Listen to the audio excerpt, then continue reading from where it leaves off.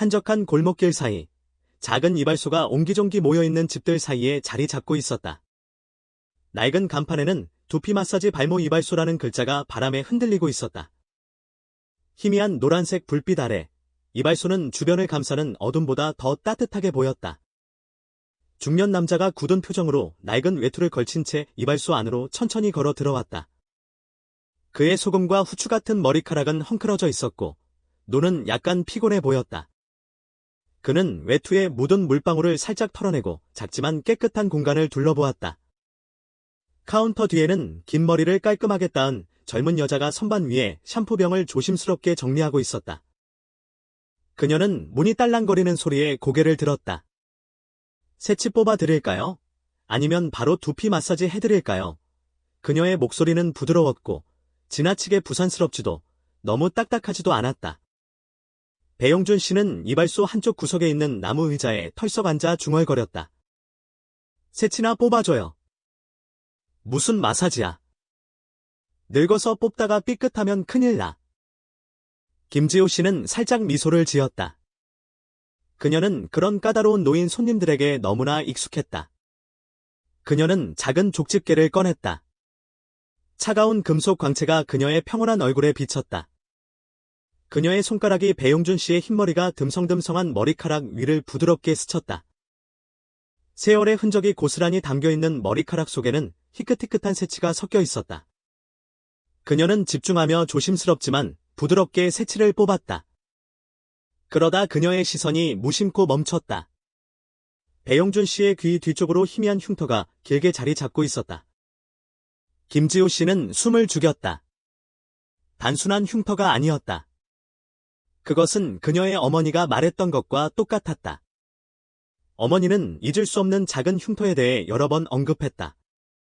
그 흉터를 가진 남자가 그녀가 엄마라는 단어를 알기도 전에 그녀와 그녀의 어머니를 버렸다는 것을. 김지호 씨의 심장이 갑자기 느리게 뛰기 시작했다. 이상한 느낌이 그녀의 마음속으로 스며들었다. 그녀의 손이 가볍게 떨렸고 족집게가 약간 빗나갔다. 배용준 씨는 눈살을 찌푸리며 투덜거렸다. 살살 좀 해요. 아니, 머리카락 몇 가닥 뽑는 것도 제대로 못해. 김지호 씨는 깜짝 놀라 서둘러 조작을 조정했다. 죄송합니다. 손님. 그녀의 목소리는 여전히 침착했지만 마음속은 혼란스러웠다. 어쩌면 그녀 앞에 앉아있는 남자가 그녀가 한 번도 만난 적 없는 아버지일지도 모른다. 김지호 씨는 일을 계속했지만 그녀의 마음은 더 이상 평온하지 않았다. 그녀는 자연스러운 모습을 유지하려고 했었고 손은 여전히 남자의 머리에서 흰머리카락을 빠르게 뽑아냈지만 마음속은 격렬하게 요동치고 있었다. 그 흉터. 그녀는 어머니가 아버지에 대해 귀 뒤쪽에 긴 흉터가 있는 남자가 그녀가 어렸을 때 떠났다고 이야기했던 것을 잊을 수 없었다. 끔찍한 생각이 김지호 씨의 머릿속을 스쳐 지나갔다. 설마 이 남자가 그 남자일까? 김지호 씨는 숨을 깊이 들이쉬며 서둘러 결론 내리지 않으려고 자신을 다독였다. 그저 우연일지도 모른다. 하지만 어떤 경우에도 그녀는 이 의심을 간과할 수 없었다. 그녀는 더 많은 것을 캐묻기로 결심했다. 여기 사시는 분이세요? 김지호 씨가 물었다.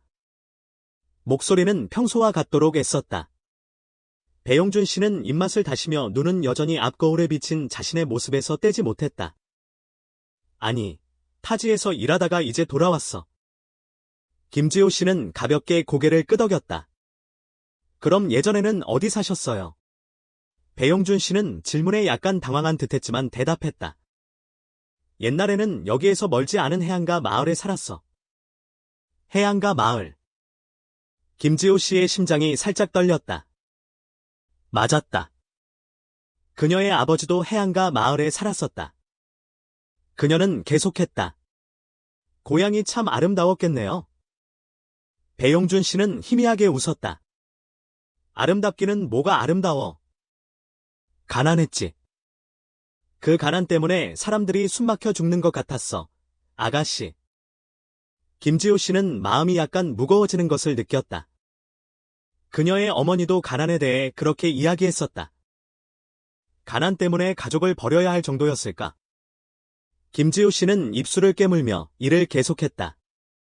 그녀는 지나치게 호기심이 많은 것처럼 보이고 싶지 않았지만 마음속은 어머니가 옛날에 이야기했던 기억들이 뒤섞여 맴돌았다. 그녀는 어머니가 등유 램프 옆에 앉아 낡은 목걸이를 쓰다듬던 밤들을 떠올렸다. 이건 아버지가 남긴 유일한 물건이야. 김지호 씨는 목에 걸고 있는 목걸이를 살짝 쥐었다. 그녀는 한 번 더 시험해 봐야 했다. 가족은 있으세요? 김지호 씨의 목소리는 가벼웠고 마치 아무렇지도 않은 이야기를 묻는 듯했다. 배용준 씨는 순간 당황했다. 1초, 2초. 그러고는 멋쩍게 웃었다. 옛날에는 있었지. 하지만 내가 오래전에 떠났어. 그의 대답은 김지호 씨의 마음을 쥐어짰다. 그녀는 손에 족집게를 꽉 쥐고 목소리가 떨리지 않도록 애썼다. 그럼 돌아올 생각은 없으세요? 배용준 씨는 오랫동안 침묵했다. 그의 시선은 김지호 씨를 향하지 않고 거울 속의 공허한 공간을 바라보고 있었다. 있었지. 하지만 그는 마치 하고 싶은 말이 수천 가지는 되는 듯했지만 아무 말도 할 수 없는 것처럼 한숨을 내쉬었다. 김지호 씨는 그가 계속하도록 강요하지 않았다. 그녀는 충분히 들었다. 이 이야기는 그녀의 삶과 너무나 흡사했다. 그녀가 한 번도 만난 적 없는 아버지와 너무나 흡사했다. 그녀는 숨을 깊이 들이쉬며 침착함을 되찾으려고 했었다. 마음속의 혼란을 드러내고 싶지 않았다.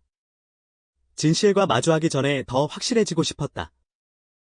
김지호 씨는 일을 계속했지만 이번에는 손이 약간 느려졌다. 그녀는 배용준 씨의 시선이 거울을 통해 자신을 관찰하고 있다는 것을 느꼈다. 그의 눈에는 망설임과 회상, 그리고 깊은 슬픔이 담겨 있었다. 일이 끝났을 때 김지호 씨는 배용준 씨의 외투에 남아있는 흰머리카락을 가볍게 털어냈다. 다 끝났습니다. 배용준 씨는 천천히 일어나 머리를 점검했다. 수고했어. 김지호 씨는 대답 없이 고개만 가볍게 숙였다. 그녀의 머릿속은 너무나 많은 생각으로 가득 차 있었지만 어디서부터 시작해야 할지 몰랐다. 배용준 씨는 주머니에서 지폐를 꺼내 테이블 위에 놓았다. 그리고 그는 돌아섰다. 하지만 문턱에 다다랐을 때 갑자기 멈춰 섰다. 그는 김지호 씨를 돌아보며 따뜻한 눈빛을 보냈다. 아가씨. 김지호 씨는 깜짝 놀라 고개를 들었다. 다음에 또 와도 될까? 그의 질문에 그녀의 마음이 흔들렸다. 무슨 뜻이세요? 배용준 씨는 희미하게 웃었다. 그냥 오랫동안 새치 뽑는 걸 못해서. 아마 몇 번 더 와야 할 것 같아. 김지호 씨는 배용준 씨를 오랫동안 바라봤다. 그녀는 그의 말에 담긴 진짜 이유가 무엇인지 알 수 없었다. 하지만 마음속으로는 새치를 뽑는 것 이상의 의미가 있다는 것을 느꼈다. 그날 밤, 김지호 씨는 잠을 이룰 수 없었다. 그녀는 작은 침대에 누워 천장을 빤히 바라봤다. 배용준 씨의 말이 머릿속에 맴돌았다. 옛날에는 있었지. 하지만 내가 오래전에 떠났어.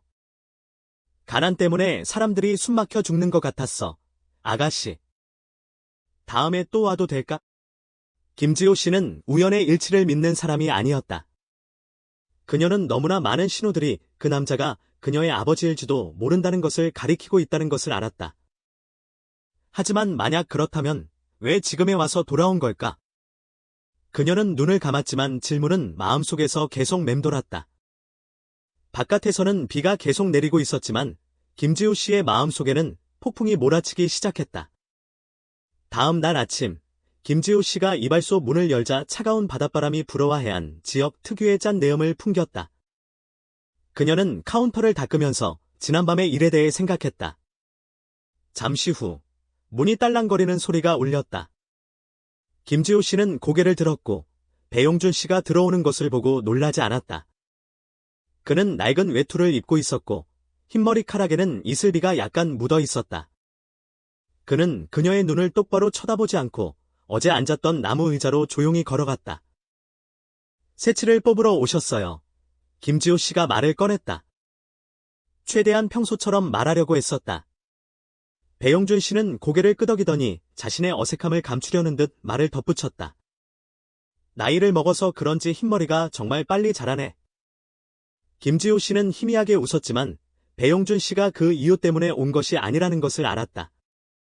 그녀는 더 이상 묻지 않고 조용히 도구를 준비하여 일을 시작했다. 이번 느낌은 어제와 달랐다. 놀라움이나 혼란스러움이 아닌 무거운 침묵이 감돌았다. 마치 두 사람이 서로를 시험하고 있는 것 같았다. 김지호 씨는 평소처럼 조심스럽게 일했지만 일부러 침묵이 흐르는 순간을 만들었다. 그녀는 배용준 씨가 침묵을 깨는지 보고 싶었다. 마침내 그가 입을 열었다. 아가씨. 어머니는 자녀가 둘뿐이라고 했나? 그 질문에 김지호 씨는 놀라지 않았다. 그는 분명히 물어볼 것이라는 것을 알고 있었기 때문이다. 그녀는 고개를 끄덕이며 평온하게 대답했다. 네, 엄마랑 저 둘뿐이에요. 약간의 당혹감이 배용준 씨의 얼굴을 스쳤다. 그는 오랫동안 무언가를 생각하는 듯 거친 손을 내려다보며 입을 열었다. 그럼 아버지는? 김지호 씨는 천천히 족집게를 내려놓았다. 그리고 배용준 씨의 얼굴이 비치는 거울을 똑바로 쳐다보았다. 그녀는 그의 반응을 보고 싶었다. 그녀는 희미하게 웃었지만 그 웃음은 눈에 닿지 않았다. 몰라요. 뵌 적도 없어요. 배용준 씨의 손이 의자 팔걸이를 꽉 쥐었다. 긴 침묵이 공간을 감쌌다. 김지호 씨는 말을 이었다. 목소리는 침착했지만 숨겨진 의미로 가득했다. 엄마 말씀으로는 제가 어렸을 때 아버지가 떠났대요. 돈 벌러 간다고 했지만 영영 돌아오지 않았어요. 그녀는 배용준 씨의 손가락이 가볍게 떨리는 것을 똑똑히 보았다. 어머니는 평생을 기다렸지만 김지호 씨는 계속 말을 이었다. 그녀의 목소리는 부드러웠지만 힘이 실려 있었다. 결국 아버지는 돌아오지 않을 거라는 것을 깨달으셨죠. 배용준 씨는 침을 꿀꺽 삼켰다. 그는 모든 감정을 삼키려는 듯 숨을 깊이 들이쉬었다. 한참 후에 그는 쉰 목소리로 말했다. 엄마는 아버지를 많이 원망하겠지. 김지호 씨는 희미하게 웃었다. 몰라요. 그녀가 대답했다. 하지만 저라면 용서하지 않을 것 같아요. 그 말은 칼날처럼 배용준 씨의 심장을 꿰뚫었다. 그는 침묵했고 김지호 씨도 더 이상 아무 말도 하지 않았다. 두 사람은 서로의 인내심을 시험하고 있었다. 잠시 후 김지호 씨는 일을 다시 시작했다. 하지만 이번에는 배용준 씨가 거울을 통해 자신을 지켜보고 있다는 것을 분명히 느낄 수 있었다.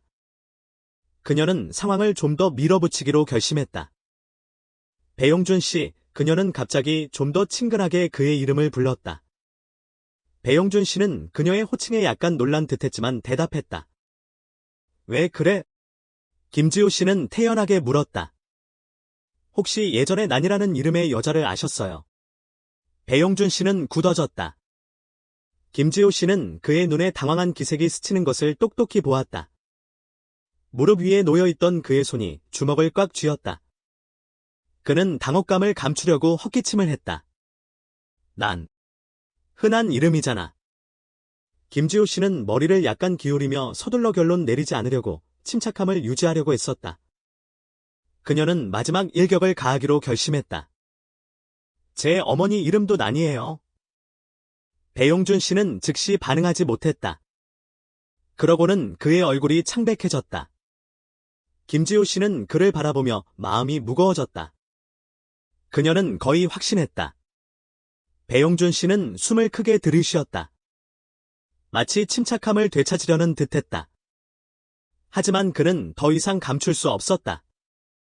그의 목소리가 작아지며 거의 속삭이듯 말했다. 어머니가 과거에 대해 뭐라고 하셨니? 김지호 씨는 눈썹을 치켜올리며 무슨 일에 대해서요? 라고 물었다. 배용준 씨는 침을 꿀꺽 삼켰다. 아버지에 대해서. 공간은 그 어느 때보다 무겁게 내려앉았다. 김지호 씨는 그를 바라보며 눈은 차갑게 빛났다. 그녀는 알았다. 그리고 그는 알아차렸다. 김지호 씨는 희미하게 웃었다. 어머니가 뭐라고 말씀하시길 바라세요. 그녀는 천천히 목에 걸고 있는 목걸이를 풀어 그의 눈앞에 내밀었다. 자, 보세요. 이게 뭔지 알아보시겠어요? 배용준 씨의 시선이 목걸이에 닿자마자 감정을 억누르지 못했다. 작은 배 모양의 은 목걸이. 오직 한 사람만이 알 수 있는 특별한 디자인이었다. 바로 그였다. 배용준 씨의 입술이 달싹거렸지만 아무 말도 할 수 없었다. 김지호 씨는 목걸이를 꽉 쥐고 떨리는 목소리로 물었다. 당신은 누구세요? 대체 누구시냐고요? 그 질문은 비난처럼 울려 퍼졌다. 배용준 씨는 고개를 숙였다. 눈물 한 방울이 늙은 그의 얼굴을 타고 조용히 흘러내렸다. 그는 더 이상 피할 수 없었다. 작은 방은 갑자기 그 어느 때보다 답답해졌다. 김지호 씨는 여전히 그 자리에 앉아 있었고, 은 목걸이는 여전히 그녀의 손에 고스란히 남아 있었다. 그녀는 마치 이 목걸이가 그녀와 진실을 잇는 유일한 연결고리인 것처럼 꽉 쥐었다.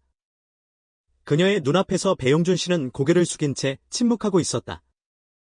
그녀는 그의 어깨가 약간 떨리는 것을 볼 수 있었고, 손가락은 의자 팔걸이를 꽉 움켜쥐고 있었다. 김지호 씨는 숨을 깊이 들이쉬며 마음을 가다듬었지만, 떨리는 목소리로 지난 수년간 마음속에 담아왔던 질문을 던졌다. 당신은 누구세요?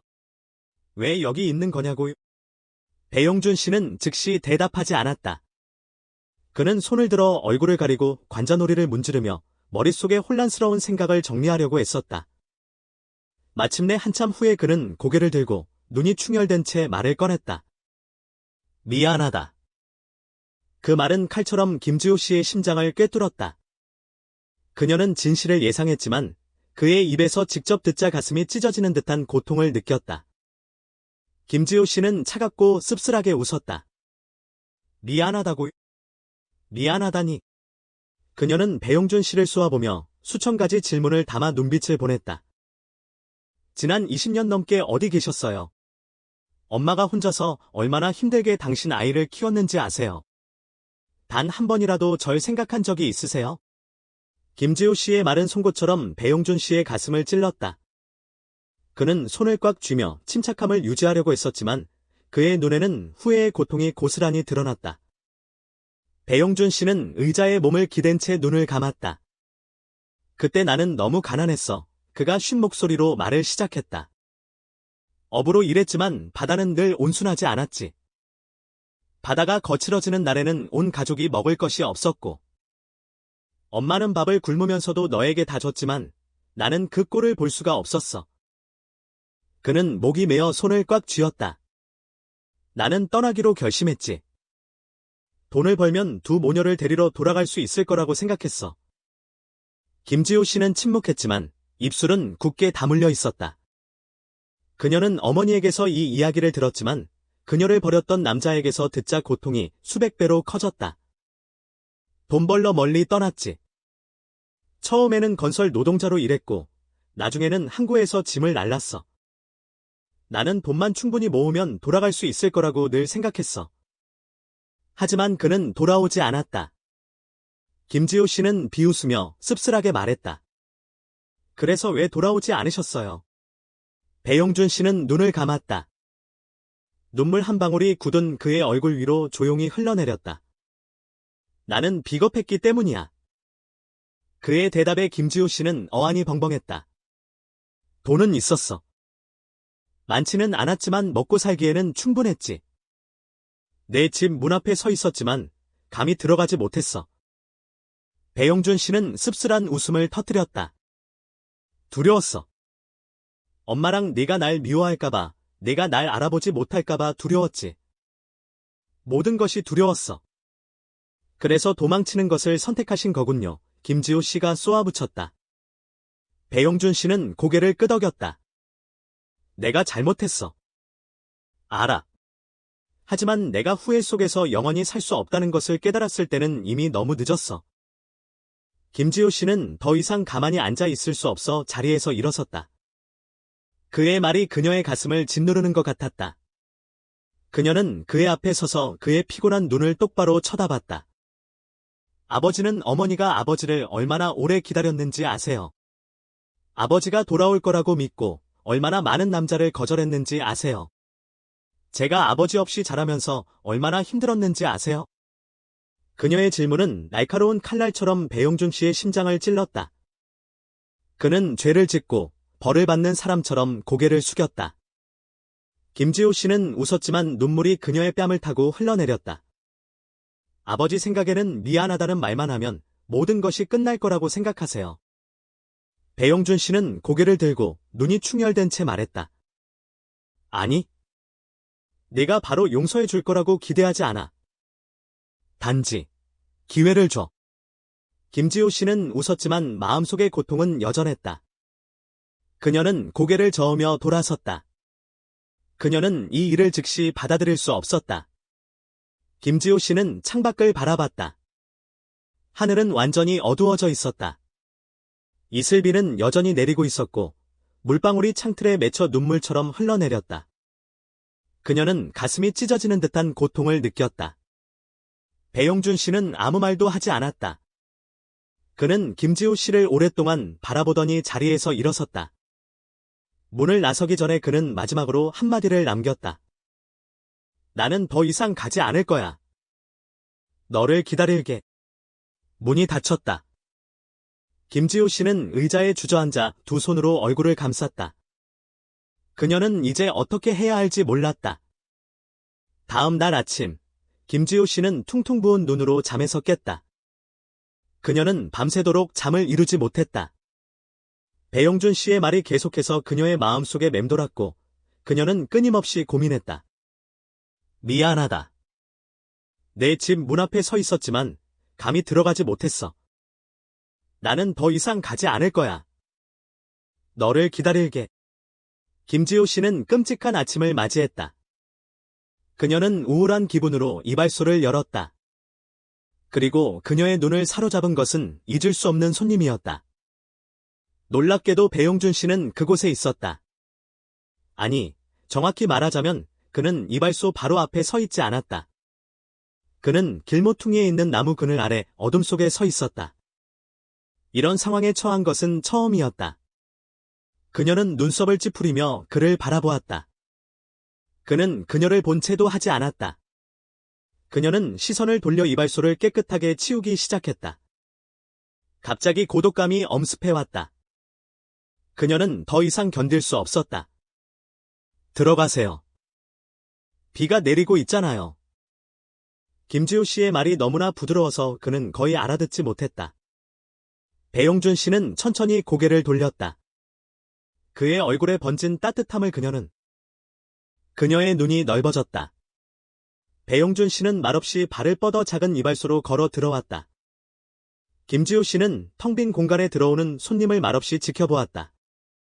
이번에는 평소처럼 빗자루질을 계속하며 그의 시선을 피하지 않았다. 왜 그렇게 밖에서 서성이셨어요? 그녀는 묻지 않을 수 없었다. 배용준 씨는 그 이유를 설명하지 않았다. 그는 조용히 의자에 앉아 고개를 숙였다. 미안하다. 그는 다시 한번 똑같은 말을 반복했다. 그러나 이번에는 뉘앙스가 달랐다. 이번에는 진심 어린 후회의 눈빛으로 그녀를 올려다봤다. 너에게 편안하게 다가갈 자격이 없다는 걸 알아. 김지호 씨의 입술이 약간 떨렸다. 배용준 씨는 그녀의 눈이 촉촉해지는 것을 보고 말을 계속했다. 하지만 너를 그냥 내버려 둘 수는 없었어. 이번에는 그를 용서해야 할 때가 된 것일까? 김지호 씨는 알 수 없었다. 그녀는 더 이상 자신을 속일 수 없다는 것만은 알았다. 이제 배용준 씨와 거리를 두는 것은 불가능해졌다. 그러지 마세요. 그녀가 겨우 말을 꺼냈다. 그의 눈에 나타난 혼란스러움은 분명했다. 무슨 뜻이니? 김지호 씨는 천천히 입을 열었다. 더 이상 미안하다고 하지 마세요. 배용준 씨는 침묵했다. 이제 아버지라고 불러도 될까요? 이번에는 배용준 씨가 말을 잃었다. 그의 입술이 떨렸지만 아무 말도 나오지 않았다. 결국 그는 희미하게 웃으며 대답했다. 정말로 그래도 되겠니? 김지호 씨의 눈물이 뺨을 타고 흘러내렸다. 그녀는 고개를 끄덕였다. 네. 배용준 씨도 울기 시작했다. 이번에는 기쁨의 눈물이었다. 그녀는 눈물을 닦고 말을 이었다. 하지만 한 가지 조건이 있어요. 그의 눈빛은 우려로 가득 차 있었다. 무슨 조건이니? 김지호 씨는 미소를 지었다. 저희 엄마께도 똑같이 사과해야 해요. 배용준 씨는 심호흡을 했다. 그는 이 일을 바로잡기에는 너무 늦었다고 생각했다. 그러나 딸이 있기에 아직 시간이 있을지도 모른다. 알겠다. 그렇게 할게. 김지호 씨는 그 말을 듣고 안심했다. 세 사람 모두 결국은 괜찮아질 것이다. 마침내 그녀는 행복으로 가득 찬 미래를 희망할 수 있게 되었다. 그녀는 천천히 그에게 걸어가 그의 손을 잡았다. 아버지는 정말 좋은 분이세요. 그가 그녀의 머리를 어루만졌다. 너도 마찬가지야. 그녀는 미소를 지었다. 그녀는 다시 행복했다. 그리고 그것은 잊어본 지 오래된 감정이었다. 밖에는 해가 뜨기 시작했다. 아름다운 아침이었다. 그녀는 앞으로 어떤 일이 닥칠지 알 수 없었지만 이제 모든 것이 잘 풀릴 것이라고 굳게 믿고 있었다.